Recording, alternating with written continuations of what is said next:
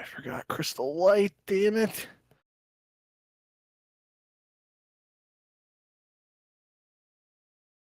Okay, refresh YouTube. Go to live. There's no stream. Home.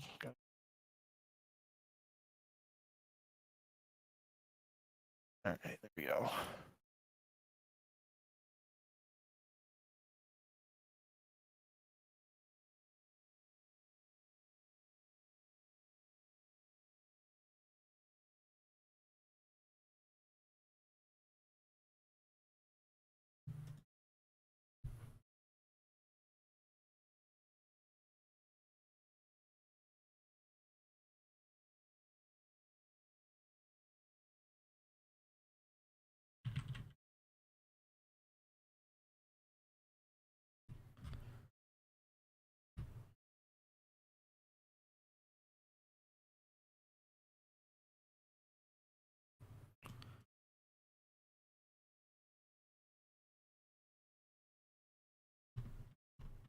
You ready to get started? Yeah. Hello and welcome to episode 120 of the Ego Chall Podcast. My name is Preston Byers, and as always, I'm joined by my co-host Justin Binkowski. And on today's episode, we're talking Call of Duty League action, a lot of it. One of the busier weeks for the online qualifiers as we gear up for Major 4 in the CDL season. And we had a few upsets this week that we'll talk about more in depth as we go along in the show. Before we get to any of that, how are you doing, Bink? I'm doing all right. I just had a doubleheader at softball, so pushing this one in here, but yeah, we got some good stuff to talk about. Yeah, it's kind of fitting. You played 2 softball games, and the CDL played, I think, 10 matches this week, which 11 matches, which I believe is the most of any week so far this season. And we're going to have a few more packed weekends before we end up getting to Major 4.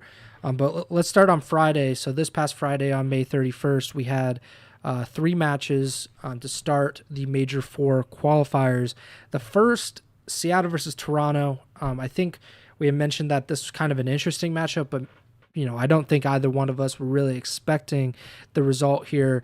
The Seattle Surge end up beating the Toronto Ultra 3-2, a reverse sweep. A pretty, I see that the notes say first CDL reverse sweep in 34 days. I'm not sure if that's a long time or not, but it does feel like it has been a minute, and for it to happen in this way with Toronto, who looked obviously very, very good at Major 3 before the grand finals, for them to come out and lose their opening online qualifier, that does seem to be a little bit notable. What did you think of the result? Yeah, obviously surprised. I do think the first CDL reverse sweep in 34 days isn't noteworthy. I don't know if it feels long to me because it feels like in previous seasons you're getting like one reverse sweep every week or maybe every other week, but 34 days is obviously a month, so um could be a further testament to the divide in the team that we've talked about, like the power balance between the top 4 and the rest of the league, right? Like maybe if there were um some closer teams there, and maybe if the bottom teams are able to go up 2 maps and then one of the top 4 teams is able to win 3 straight to reverse sweep, or even if the bottom teams are going at it, you probably expect a reverse sweep to happen sooner than once in a month. So definitely noteworthy there. I really think that the turning point for this series was the round 5 offense that Seattle won in high rise control. I wouldn't say high rise. I don't know. Invasion control is kind of getting to the point where you winning offenses a bit more than earlier in the season. Control on high rise definitely feels like you can get some good pushes to get some offense and offensive wins, and that's what happened here. Seattle was able to 4-stack the point on A twice, get that dub, and really they went from that point on and won the next 2 maps. A pretty convincing 6-2 in the game 5 search is probably most noteworthy result, and definitely the least close game of the series, right? 6-4 in the first search, and both hard points were both teams over 200 points. So pretty good series. and obviously a very important win for Seattle. They were tied for 5th with Miami heading into this match, I believe, for CDL points. Um, so kind of going to be a recurring theme throughout these shows, obviously, as we wind down the regular season and the final push for champs. But any win that those teams on the bubble are able to get against a top team that you might not be expecting, that's just 10 more points that can literally make or break your season or be the difference between getting the champs or you going home after Major Four here in the end of June. So definitely a strong performance from Seattle, and an important win, um, and definitely one that I wasn't expecting. Yeah, wins are going to feel even more important the most that they've felt all season long. Even though, technically a win at the beginning of the season is the exact same as a win at the end of the season. For a lot of these teams that have had roster changes, had a lot of ups and downs this season, a win like this for Seattle, who, they're beating a team that they shouldn't beat, so to speak, that they're not expected to beat. And for them to pick up those 10 points is huge, like you said. But this was just the first of 3 game 5s on Friday, because the second, unsurprisingly, involved the Boston Breach. As we have mentioned quite a few times on this podcast, the Boston Breach are addicted to game 5s, and they are also addicted to losing game 5s. And they are not sober quite yet, because they lost this series to the Minnesota Rocker, the second series on Friday, despite having a 2-1 lead going into the second hard point. They lose 6-star hard point, and then they lose a game 5 round 11 on Rio S&D to the Rocker, which puts them, I believe, at 1-12 in game 5s this season. So I'm not sure. I have to look it up real quick, but that's 13 game 5s. I'm not sure how many total losses that they have this season, but it is a staggering amount of game 5 losses. So more than half of their defeats this season, and they have lost a lot. They have the most losses of any team so far this year. They obviously have the worst record of anyone this year, and half of those losses have been in game 5. I'm kind of running out of things to say about Boston at this point, because this is multiple different rosters. We talked about it, how their game 5 streak and the losing started when they still had Slasher, when they still had Asim. Obviously, they went in a different direction in a pretty controversial way, at least to certain people. And obviously, this was Major Maniac's debut with the team. And, granted, it's impossible to put all of that on Major Maniac, or even a little bit of that on Major Maniac, because this is not something that, if he came in and he just fixed the Boston Breach, then he's special. He's like beyond what they could have asked for. But what do you think about this, that they have now lost 12 game 5s? They are 5-22 on the season. And, they're not technically eliminated from champs contention, but they would literally need every single thing the rest of the way to break their way to make it into champs. Yeah, I mean, this series really just was a whirlwind for me. Had me thinking a whole bunch of stuff. Obviously, Minnesota starts off the series with a hard point win, almost 100-point victory, 250, 155.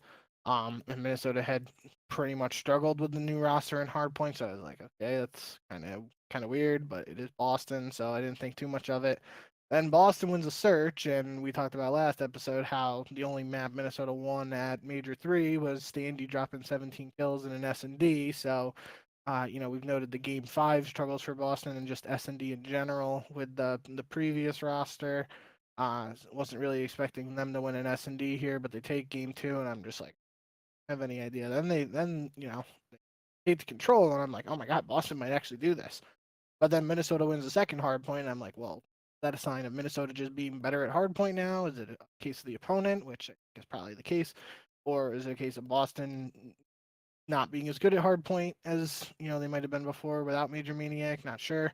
But then Game 5, you're thinking, okay, this is why you bring Major Maniac into the team. Last ditch effort to try and make champs. You get a guy well known in S&D. He's got to show up in the game 5, help you ice up, and they just still don't have that clutch gene in them right now. And it does go to round 11, but in the end, Minnesota gets a much needed win for them, and Boston continues to struggle in game 5s. And because Minnesota won that match, they moved into or they got a little bit of padding, and it also based into this result as well. The very last game of Friday, Carolina versus LAG. We talked about it on last week's episode, but everybody pretty much within 5 and 11 are tight packed, right? They are so close to each other that a few wins here or there could dramatically change the standings of the CDL. And this is a very good example of that. Minnesota wins a match that they very much look like they weren't going to win. They get those 10 CDL points. Then Carolina plays LAG. LAG and Carolina both right next to each other in the standings. A win for either of them could be a huge boost to their place in the standings. And Carolina ends up losing to LAG. We both picked Carolina because Carolina has looked a tad more consistent, much more consistent online, and that's been a factor for LAG so far this season. And yet they come out and they lose this series. And now that puts Minnesota in a more advantageous position. Minnesota now is in a tie for 7th in the CDL. Carolina, because they did not win a match this week, they are still tied for 9th. So they are currently on the outside looking in. How big of a loss is this being to Carolina? Because this is, these are two teams that are competing against each other, and having just watched Minnesota win a match, get 10 more points, how big of a loss do you believe this is for the Carolina Royal Ravens? Massive loss. This is one that the current position you're in, even before those wins ahead of this match, is one you think that they got to clutch up and get the dub in. Might not have been Carolina I'm thinking of, but they have matches now coming up against Atlanta, LA Thieves, and OpTic. And those are 3 pretty tough matches, especially if you take into consideration they weren't able to, get a win against LAG. So definitely a surprising result based on, like you said, LAG's just lack of consistency with this new squad recently. The big thing, I didn't even notice it until I just looked at the stats here. Gwyn had a .68 KD in this series of 56 and 82. Obviously, I'm not 100% positive on this, but I feel like the way he's played this year, it's pretty safe bet that this might be his worst series of the year statistically. Yeah. So that's obviously just an unfortunate time for that to happen. But the big thing, we have talked about Carolina's S&D almost every episode of the podcast for the last 3 months, it feels like. And this is a case here where, you lose 2 S&Ds to LAG. That just feels like you can't have that happen. So, tough situation Carolina's in now. They're going to have to get some wins against teams that you would imagine are higher ranked than them on paper. So it's kind of similar to, I don't, remember the exact scenario Vegas was in last year with Clay, but exactly. It feels like it's kind of like, you dig yourself that hole and you're not making it easier to dig yourself out of it. So, yeah, but I mean, props to LAG for showing up when people, obviously us, but I feel like a majority of the community probably weren't expecting much from them, especially online with their struggles online this whole season. And they were able to get an important win for their own champs aspiration. You actually brought up Vegas, and that was exactly what I thought about too. Coincidentally, you had Clay and TJ on that roster as well from last year with the Legion, and I believe they I remember specifically they lost to OpTic. I believe they got reverse swept by OpTic in one of their last matches of the season, and that could have gotten them into champs or something along those lines. I like you, I can't remember the exact situation, but at the end of the day, it was a match or 2 matches that they needed to win. They had the opportunity to win, and they just didn't. And that ended up biting them in the butt. At the end of the season, they end up not making champs. And it very much feels like this could be one of those losses that Carolina, after the season, looks back on. It's like, how did we let that slip away? How did we not beat LAG on that day? And I quickly looked up the standings before this week began. Carolina was actually in a tie for 8th place with Minnesota. Obviously the points between 5th and 11th, there were only a separation of 20 points between those teams. And Carolina was in tie for 8th with Minnesota, and then LAG was in a tie for 10th, just 10 points behind. So that has completely changed now. Carolina on the outside looking in, and that also factors into some of the other results that we'll get to very shortly here. So Saturday, June 1st, LAT versus LAG, another Game 5, the 4th straight to start this weekend. LAT notoriously has been very, very bad against LAG, and it looked like LAG was going to pull off possibly another win over the Thieves. It was not meant to be. LAT ends up winning this, which I believe is now their only 3rd victory, so 3-8 all time against the Gorillas, who have been atrocious in their franchise history. It's just an incredible stat. But LAT wins this 3-2, a much needed win for LAT to kind of get back into the swing of things after a pretty tough Major 3. And also they're fighting for 5th place, really trying to solidify their spot in the standings. How big a win is this for LAT? And I don't think it's a huge loss for LAG, because I was expecting them to go 0-2 this week, so they had already picked up that win. But how big of a win do you think this is for LAT, just for kind of a boost of momentum? Yeah, I mean, I think that's probably the best way to put it. Is this is the match you probably expect LAT to win based on just how they've been playing heading into Major 3, despite the actual performance at Major 3. They've just probably been a better online team recently than LAG. So probably one you expect LAT to win, but definitely a bit closer than some people might have expected. But based on the way LAG played Carolina, maybe not. The map one was incredibly close. I feel like it was one LAG might have been able to close out. I'm having a hard time remembering, but I'm pretty sure they had a lead there heading into the Diner Hill on Karachi, and LAT were able to make a comeback. I might be up the map in my head, but it feels like there was a comeback there by LAT at the end of map 1 to close it out. So important one to set the tone there for the series. They win the search, go up 2-0. Looks like we have the potential for another reverse sweep after not having one for 34 days. Might have had one in back-to-back days with Gorillas taking maps 3 and 4, but 6-1 in the search. LAT wins both searches. S&D wins online qualifier matches / battles of LA. And 3-8 versus LAG online, or just 3-8 for LAT versus LAG in the CDL. Still one of my favorite stats probably of the CDL. It's just pretty ridiculous that for whatever reason LAT, a team that's won majors and champs, just hasn't been able to beat LAG. Notoriously have struggled outside of that one major with the Vulcan Vanguard. Yeah, it's like Ohio State like being unable to beat Purdue or something. It's one of those things that just doesn't make sense, but that's just how life is. But it's also a big win, and we'll talk about LAT's second match here shortly. But in terms of standings, it's a big win because Seattle had a very good week, and LAT, like we mentioned, is fighting for 5th. Seattle is fighting for 5th, and LAT really needed at least this win to kind of keep pace with Seattle, or they risk kind of falling into that 7, 8, 9 kind of jumble and potentially, having a really tough time the rest of the qualifiers. Next match, nothing really here. Vegas versus Toronto. We finally do not have a Game 5. Toronto bounces back. They win 3-0 against the Legion. Close hard point for sure.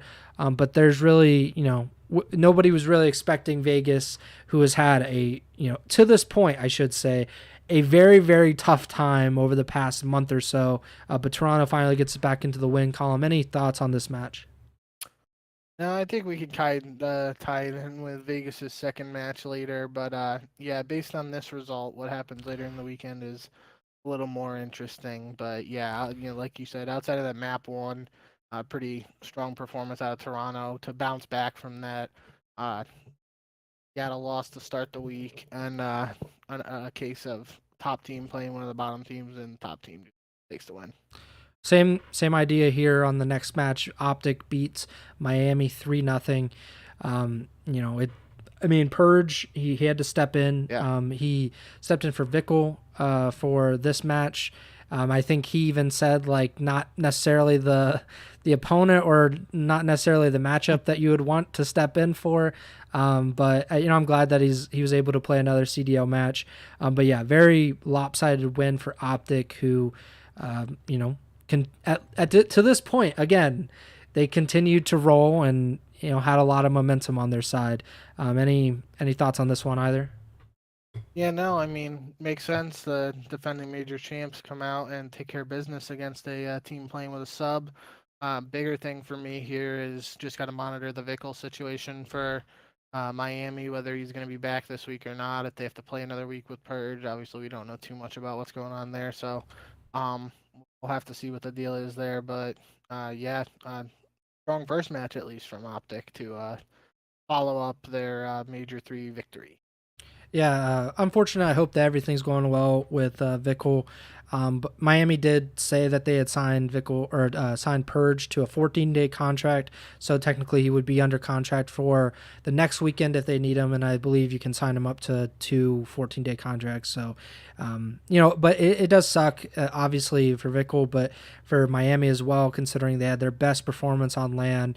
They come into the online qualifiers and they immediately start off not only playing against the hottest team in the CDL, but playing without their full lineup. That's just really bad luck, and it sucks for them. Next match, New York versus Carolina. Carolina just seems to give New York a very, very hard time whenever they play. And this stuck here.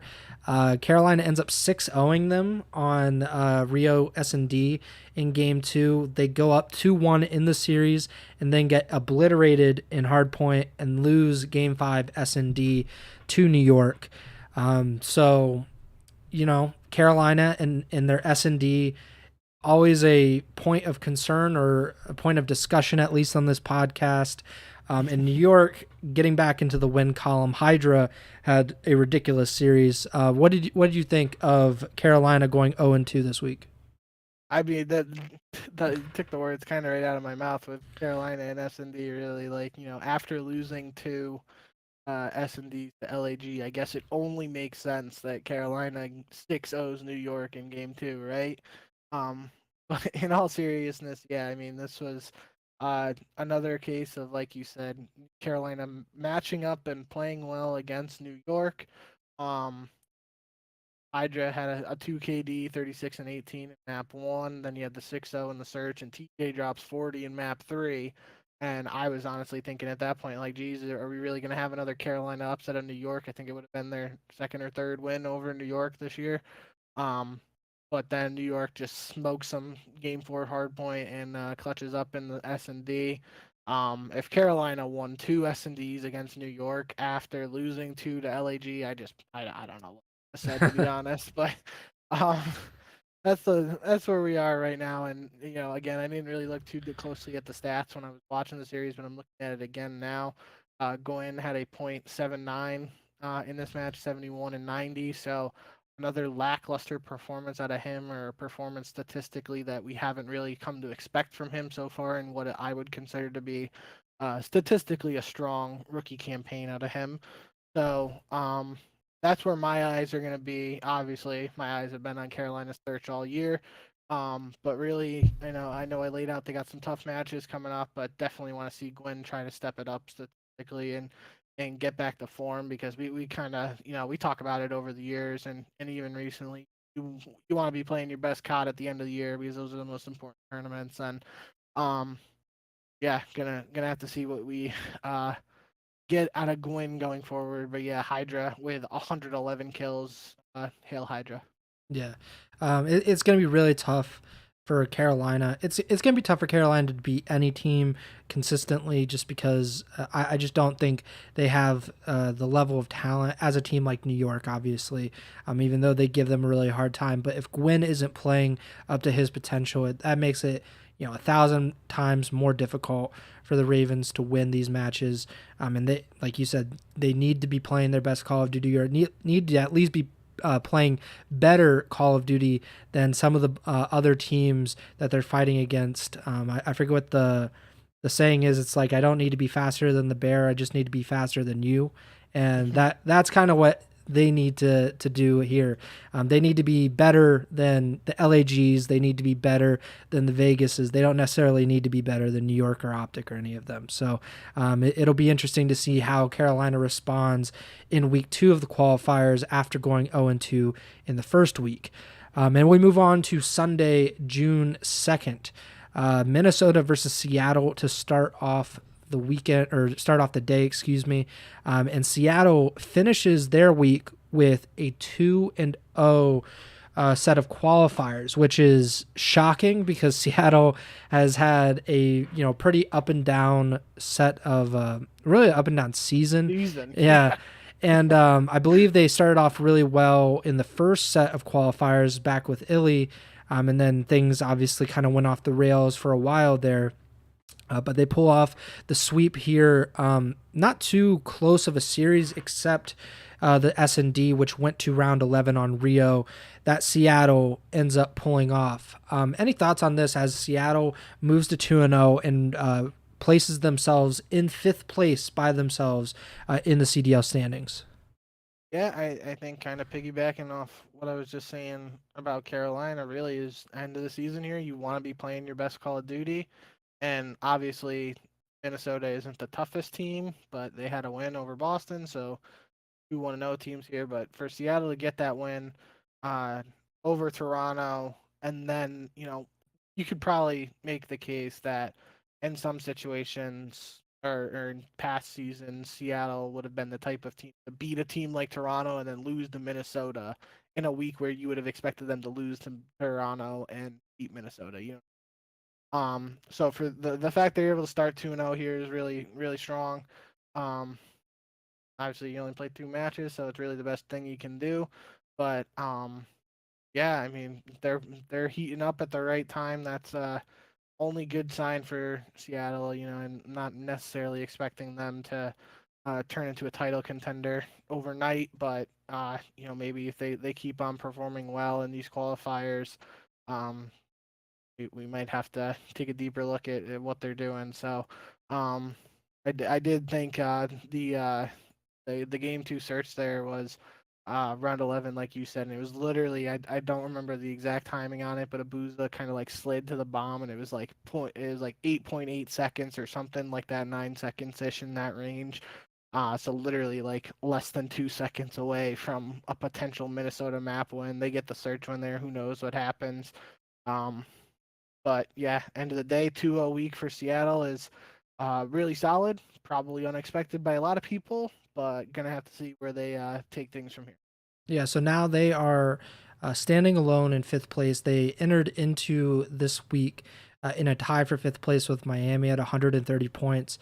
They get those 2 wins. They go to 150 points and now have a 5-point lead over the LA Thieves, who in this next match, they beat the Boston Breach to get their 2nd win of the week to keep pace with Seattle and move into a sole part of 6th place, or they actually were, but they created a little bit of a gap between themselves and Miami and Minnesota. So Boston 0-2, LAT 2-0. I'm just so gravitated toward Boston this season because these kinds of train wrecks are just they're very special. We talked a lot about the Paris Legion when they were really stinking it up, and they had the worst season in CDL history. I don't know off the top of my head what their record was. They definitely, the Paris Legion definitely have a worse map win-loss record than the Boston Breach. I can almost guarantee that. But it's pretty sad how Boston has done this season. But this was a great win for LAT. Which is the bigger story, because LAT definitely has been a surprise this year, like a pleasant surprise. Whereas Boston's been kind of a disappointing surprise. But LAT now has a real shot at 5th place, and they've at times, especially online, have looked like a very competent team across multiple different iterations of this roster. Is that the bigger story than Boston just kind of falling apart week over week? To me personally, I feel like it might be a bit underrated, but I feel like some people have been mentioning him in spurts, and I could be what I'm seeing on the timeline and broadcast and what, but I feel like Dan Ghosty's had a sneaky good season despite some of the lackluster showings out of LAT as a team this year. I feel like statistically he played really well and has kind of solidified himself as like that cornerstone piece that LAT might look to continue to build around, especially if they stick with this model of like not spending a ton on massive superstars and all that. So I think that's really what sticks out to me the most for LAT has a 1.54 in this series. Obviously, it's maps and it's against Boston, so you can take that for what you will. But um, yeah, I think it's probably a bigger story if probably have a lot more to talk about if Boston actually were able to pull off a win here. Then we're talking about what this means for Boston and even more importantly, like what the heck's going on with LAT. So LAT is able to take care of business here. Not much more to say, really. With Ghosty, I thought, and I think we talked about it before the season or whenever LAT announced their roster.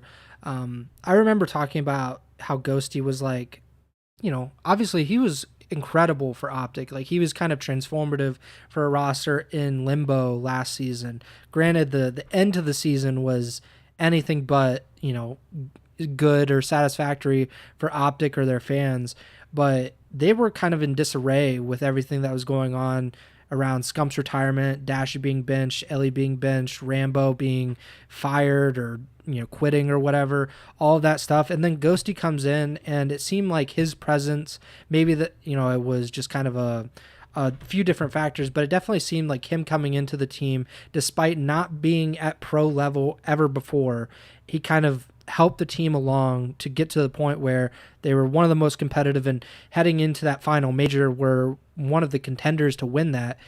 So I thought it was weird that he didn't seem to have more interest from other teams in the offseason.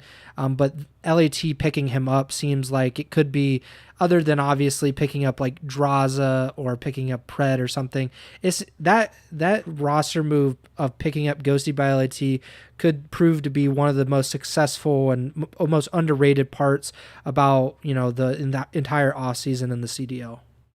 I think the big thing for Ghosty individually is he came in last season. He had like a 1.4 at the Boston Challengers event before he joined OpTic, and everyone's talking about this stud slayer coming in from Challengers, the first rookie OpTic has picked up, I believe, what a lot of people were saying. And he joins the team, and he definitely improved the team, but his role, he didn't have to be that main guy dropping a 2 KD every game and just absolutely going off. He did, the little things and let the guys like Shotzi and Dashy have their moments and drop the kills. So going into this season, it's possible that teams overlooked him instead of looking at what he was able to do in challengers from a statistical standpoint. They might have just looked at whatever his stats were for the CDL, which obviously weren't as high, and maybe forgot the potential he had and what he had shown in challengers. And now on this team where they're really, there just haven't really been other superstars. I'm not gonna get into that is Ghosty a superstar debate here, But but he's the most there haven't. talented, or he can actually shine with that kind of It's slang a ability. it's a different dynamic with this team. Yeah. This is a team where he has to almost, it feels like, the guy to go off if they're gonna succeed. On OpTic, that definitely wasn't the case. If he had a good performance, and it was more likely that building off of what you know Hook, Shotzi, and Dashy were doing. So, yeah, I've been, you know, I really feel like I haven't had a lot to say about LAT this year, just because it's really hard to get a gauge for them. But I feel like throughout the season, Ghosty has been that one talking point in my eyes, and maybe here and there sprinkled throughout the community. And definitely think there's his flowers. Even a 1.5 against Boston, if that's what brings it on, so be it. But yeah, excited for the future for him, and obviously this is a case here where LAT just beats a team they're better than, and you don't have much more to say about the match itself. Yeah. Next up, we had Atlanta versus New York. One of, again, it did not seem like in whatever before the opposite of hindsight is, before the fact, it definitely seemed like, why is this match not going on last? Because this is two of the top four teams. And now that we saw what happened with Atlanta and them kind of falling apart at Major 3 and, their streak ending, it seemed like the more intriguing matchup for this to go on last. Granted, in hindsight, it is the best option that Vegas and OpTic went on last. But Atlanta versus New York. Atlanta, like I mentioned, they won Major 2 and then Major 3. They lose both times to OpTic. New York has been, they're kind of a weird team, definitely the fourth best team, but they are the defending world champions. But both of these teams delivered on this day. They went back and forth throughout the 5-game series. New York wins one hard point, FaZe wins another hard point, and New York wins the control. And the S&Ds go 6-5 in Game 2 and 6-4 in Game 5. FaZe, who we talked so much about their S&D at Major 3 and how that was really what cost them those matches, they come out and they win 2 S&Ds and 2 very close S&Ds with New York. So what do you make of this win for FaZe, and what do you make of this loss for New York coming out of Week 1? Yeah, I think honestly, I'm not really sure what to make of FaZe's S&D, because it feels like you have to think about Carolina 6-0ing New York and S&D, right? And the fact that Atlanta wins 2 S&Ds, yes, that's a great sign that they might be improving. But is it also, that plus the 6-0 for Carolina over New York, is that more of a sign of New York struggling a little bit in search? Obviously, they were able to clutch up in the other Game 5 against Carolina, so it's not like they lost 4 searches. But still, that has me thinking, a little more probably than fully being ready to declare FaZe is back. The S&D gods, whatever you want to say. So that's probably the biggest takeaway for me from this series. I thought this was one of the better online qualifier series we've had in a while that I can remember, at least. Both hard points were super close. All the maps really were. The least close map, technically, 250, 208 hard point. So it's an absolute banger series. Draza drops 47 in the control and FaZe lose. Definitely, I wasn't expecting that. 47 is now the record for most kills in a CDL MW match. So congrats to Draza on that. Obviously, probably if you ask him, he probably would have rather win than set the kill record. But end of the day, they won the series and he has the kill record now. So is what it is. But yeah, this was a absolute banger series. If you guys weren't able to watch it, I definitely recommend going back and watching it, because I thoroughly enjoyed it. And yeah, I think that's what I'm going to be still going to keep an eye on Atlanta's search, and to a further extent New York's search going forward now, to see if Atlanta's really able to improve, or if these 2 S&D wins are more of a result of New York potentially struggling.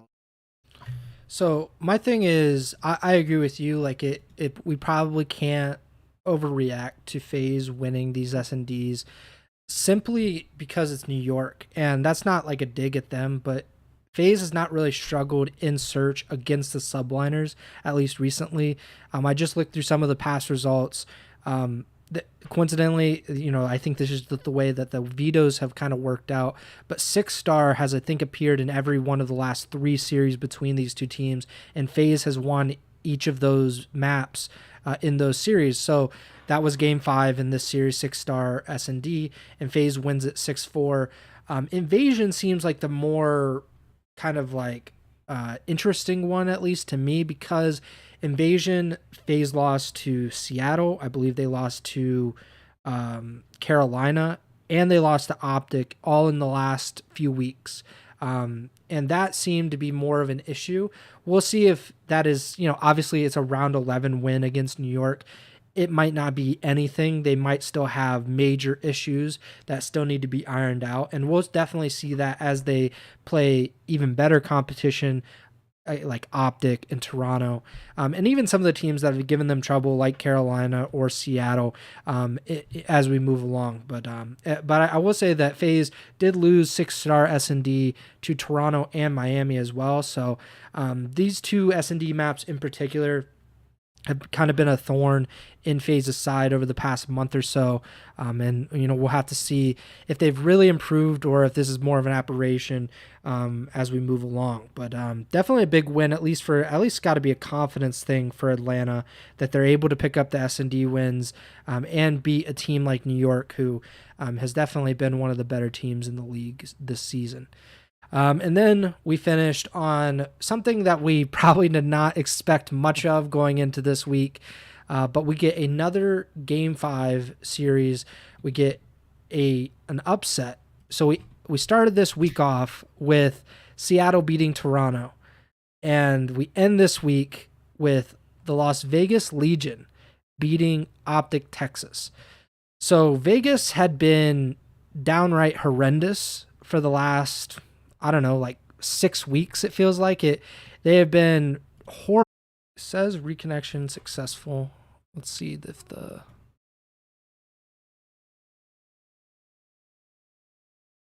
we're live. Alrighty. What was the last thing you heard from me? Honestly, not really sure. Yeah. Let me go back. So, all right. So Vegas, they had been horrible for the past 6 weeks or so. When they had ASIM, they lost, I believe, 12 maps in a row. I don't think he won a single map with the team. When he was with Vegas, they go on the losing streak. They make a roster change. They end up beating Boston in the last qualifier of the Major 3 qualifiers. Granted, it is beating Boston, so it's, not really much. They lose their only match at Major 3 to Miami.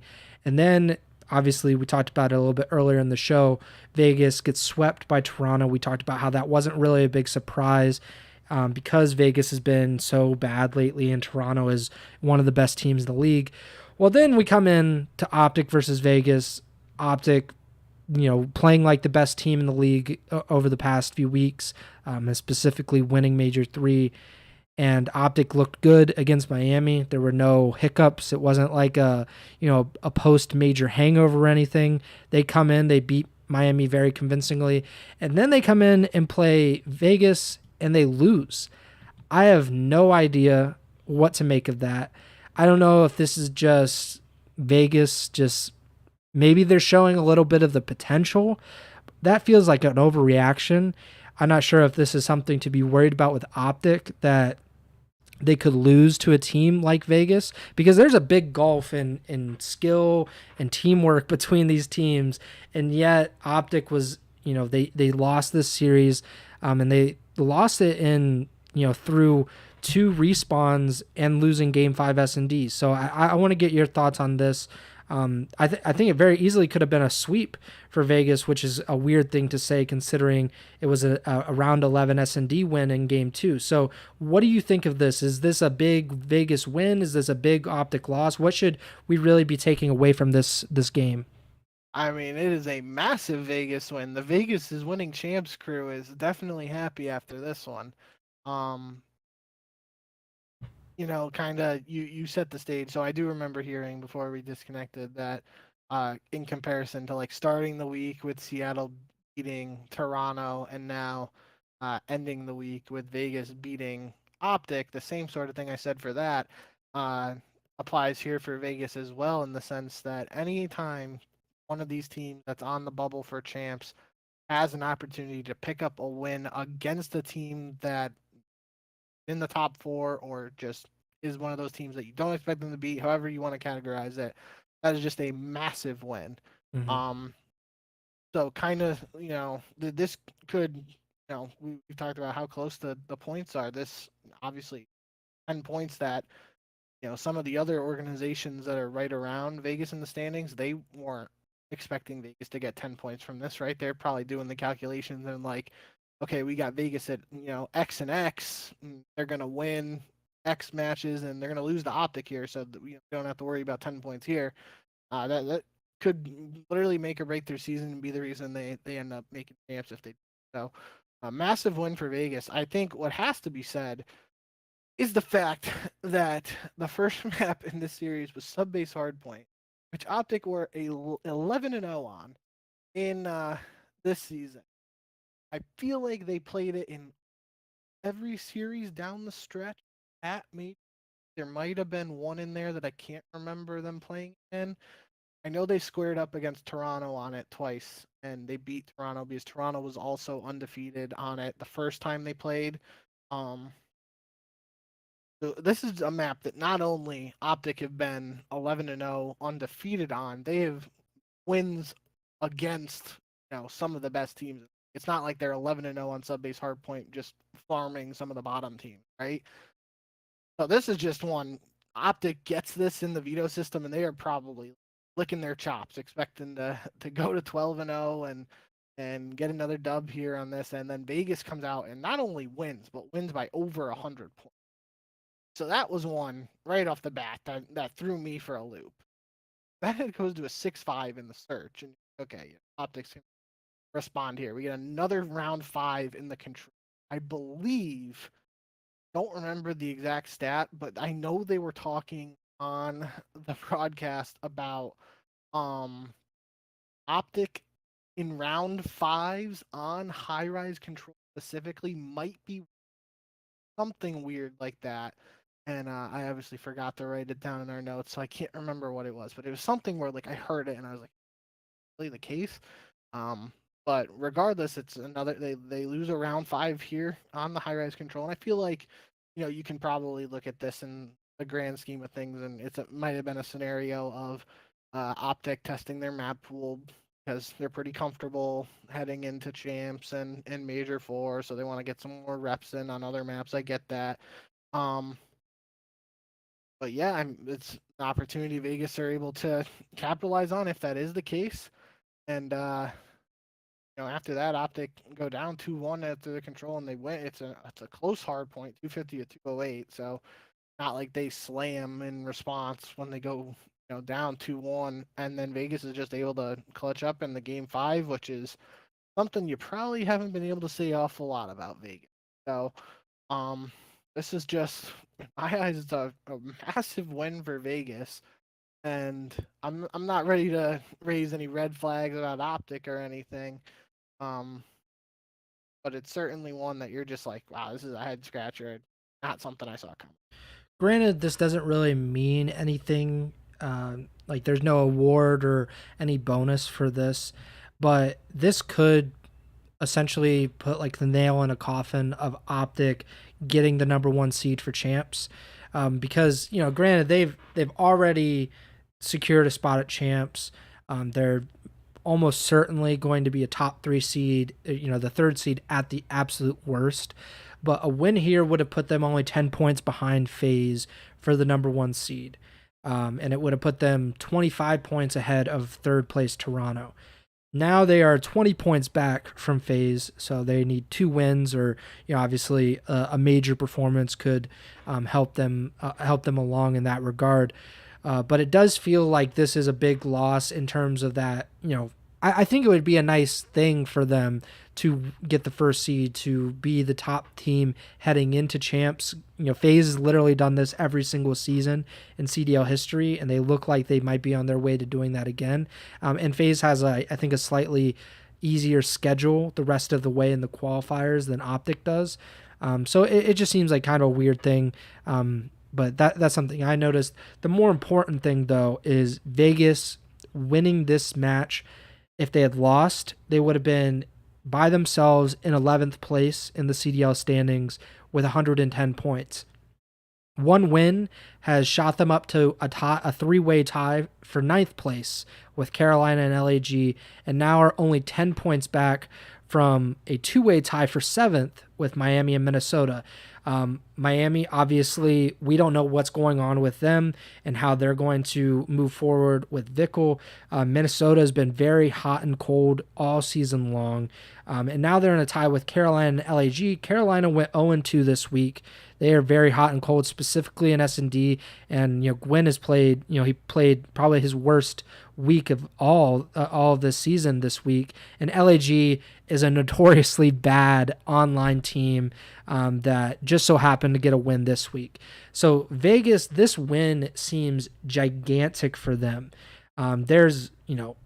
Granted, this is Vegas. The Legion, I don't think, have ever been to an 8-team champs. So that's something to consider. This team at times has given, a lot of, I think a lot of hope to fans and to people that have watched them and how bad that the Legion franchise has been since pretty much the CDL's inception, that this team could break that curse. They could get the champs. This is a kind of win that should galvanize them, that should get them, hopefully over the finish line and able to get them into champs. Granted, we're probably, way over our skis here because this is the Legion.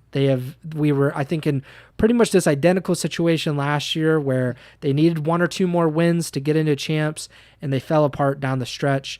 But this is a huge win, especially, the qualifiers. They do not have an easy opponent this week.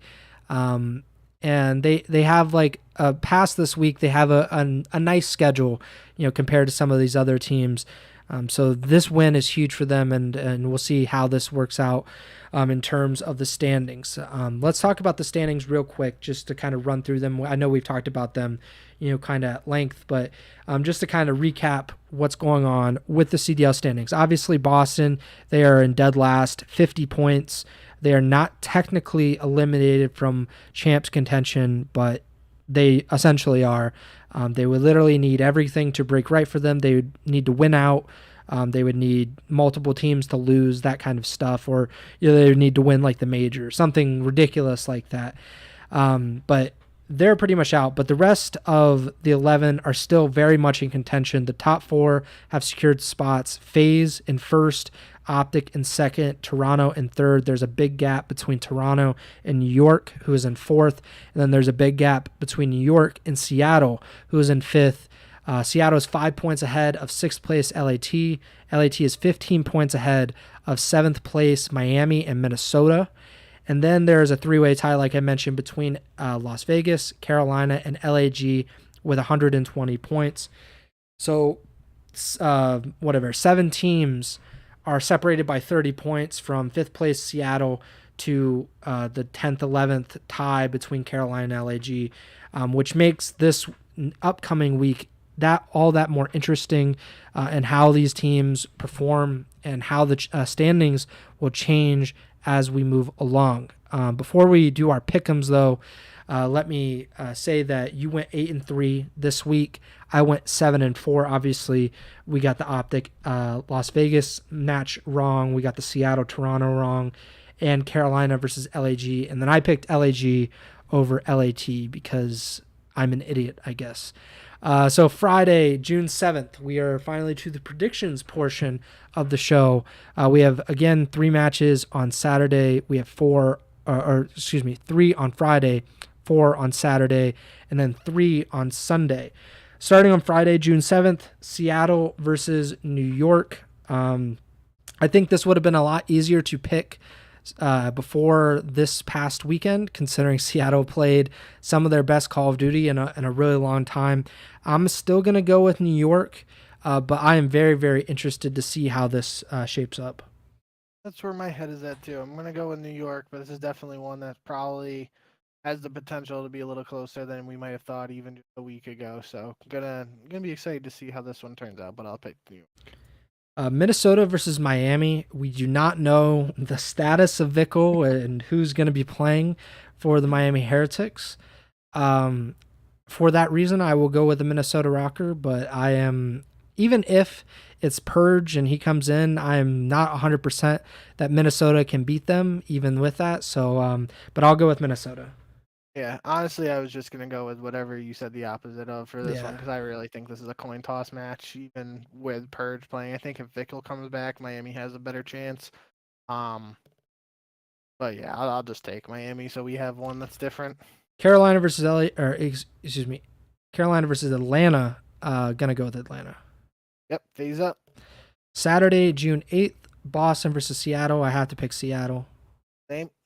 Vegas versus New York, another interesting matchup. It's kind of a coincidence that New York is involved in both. I'm gonna go with the Subliners here as well. I cannot, in good conscience, pick the Vegas Legion, even if they pick up their biggest win of the season. They have let me down far too many times. I'm not going to let it happen again. Yeah, I think I'm similar to. It's an interesting week for New York here. Probably two matches you don't think twice of before this past week, but now Seattle's 2-0 performance, Vegas's win over OpTic. These get a little more interesting. I'll still go with New York. LAT versus Carolina. Going to go with the Thieves. Yep. Miami versus LAG. I will go with Miami. I've been flip-flopping on LAG, and I'm not really sure what to make of them. So I'm going to go with the Heretics. Hopefully that's a coin flip that I can win. Yeah, I'll go with LAG. So you have another one that's different. Not really confident in that, but I think either. Both Miami matches are kind of a coin flip. Sunday, June 9th, Atlanta versus LAG. I will not be picking LAG in this one. Yeah, I'll go with Atlanta. Toronto versus Miami again. Going to go with the Ultra. Toronto.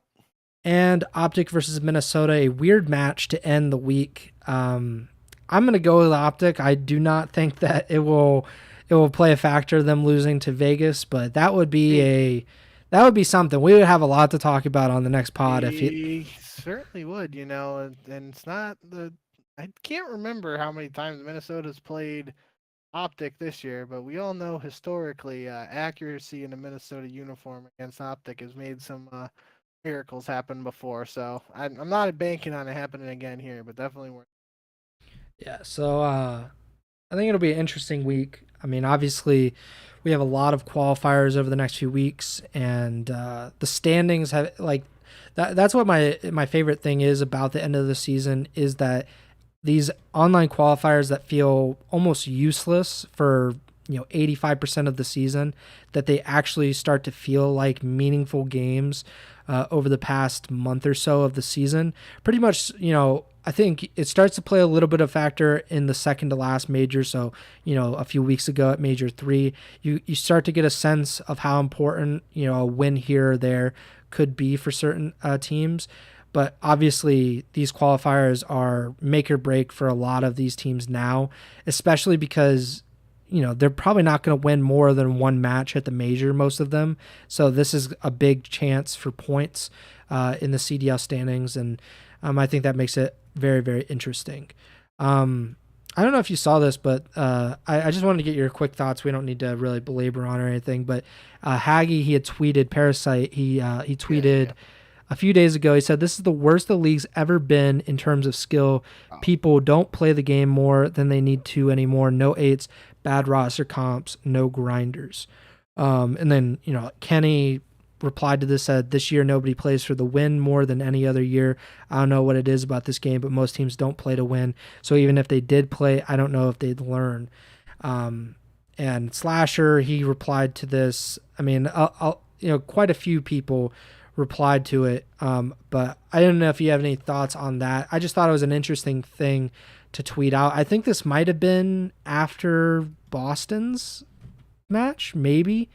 No, this was on June 2nd. So yeah, I think it actually would have been after Boston losing to LAT, which, fits because that's been kind of like the criticism of Boston or Snoopy in particular. So I don't know if you had any thoughts on that kind of topic about, is this the worst that the league has been in terms of skill? No, I thought when you mentioned a Parasite tweet, I'm pretty sure Breaking Point would have been the one that tweeted it. So the one I thought you were gonna mention was that Parasite mentioned that there was a potential for Minnesota roster to be Slasher, Dylan Rex, Linz, and Vivid after Major 2. Mm. So that's the one I saw. I don't know how much that really changes things for Minnesota. Obviously, I think very highly of Slasher, and I think he's better in AR than accuracy. So I think the potential would have been there, and obviously I think highly of Vivid despite his uh, lack of results in recent years, and the number of teams been on just kind of has to speak to volumes to the potential that's there that just hasn't really been fully realized yet, I feel like. But no, that so I didn't see this other one, but I do, on a very surface level, I feel like um especially in comparison to previous years, it definitely nothing close to, like, 28's going on at 2-3 in the morning, and now we just don't see that really. And it's, we talked about, potentially like money aspect being an issue for the league and the CDL and Activision, whatever. Um, but yeah, and I think another contributing factor to that is this is, people treat this as a job now, where in the past it was the job of people, but it was also a passion, and you had to grind all those hours because your prize winnings at the tournaments were Mm-hmm. basically your livelihood. If you weren't putting in that extra time and the extra push, shout out Aches, you you weren't winning the tournaments or getting the placings to make enough money to continue to compete. Now with these salaries, it's even, a $50,000 minimum salary. There, you tell that to some of the pros who didn't make it that long, and a decade ago, they would definitely sign up for that salary. And so I feel like that's, people treating it more of a job, an 8-hour workday, as opposed to grinding all hours of the day, try and get better. I don't really know what the solution is for that, or if there's going to be tangible change, but it's definitely a conversation we can talk about more during the off season. Yeah, I like that point that it's become a job to people, and it in the past, like you said, it was how much you made was tied to how much you played. And not only how much you practiced, but how many tournaments you were in, whether it was online tournaments, S&D tournaments, GBs, wagers, all that kind of stuff, money eights. Whereas like now it's like the CDL has done, or Activision has achieved what it wanted to do, which was stifle the other competition, or what they deemed competition. Like they didn't want people to be playing eights or money eights because of gambling or whatever. So whatever you have, or yeah, potentially, or just the idea that you can watch like CDL level talent playing against each other in a non CDL affiliated setup. I think that was probably also a factor. But obviously now it's guys just get on for their practices, which are not streamed. Really nobody gets to see that outside of that little group. And then they come into matches, and that's pretty much it. And that obviously hurts the scene as a whole. I don't know necessarily if I agree that it's like the worst the league has been in terms of skill. I think maybe the worst the league has been in terms of like in-game intelligence, maybe. Because maybe they're not. I don't know. I think a part of it is the game is a lot faster, so it's less about, like when the game is slower, it lends itself to the more methodical, more intelligent players generally. Whereas now it's faster, so it's kind of skewing a little bit the other way. I think is an argument that could be made.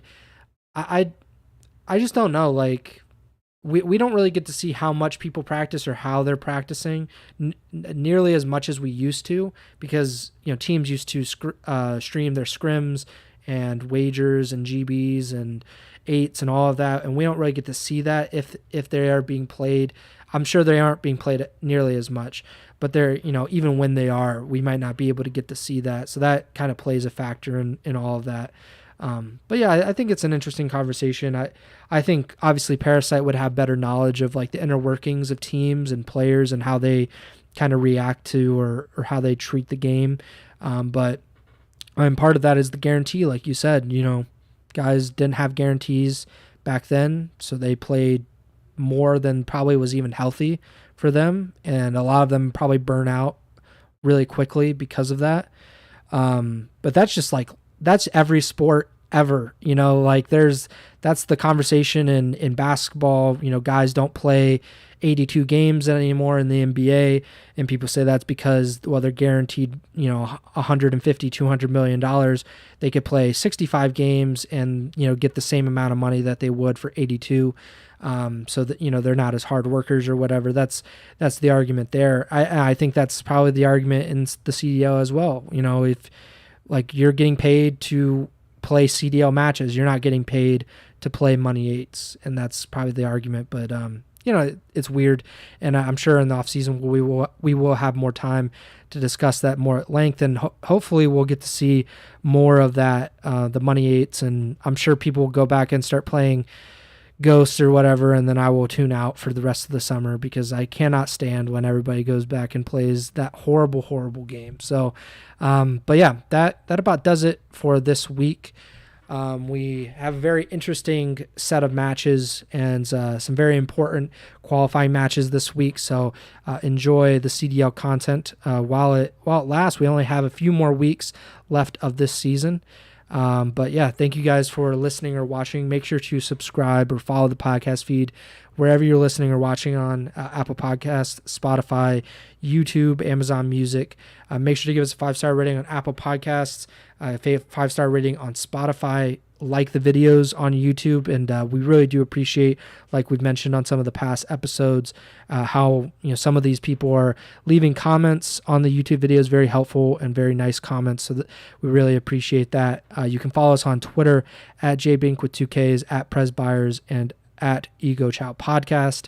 The next show will be sometime early next week.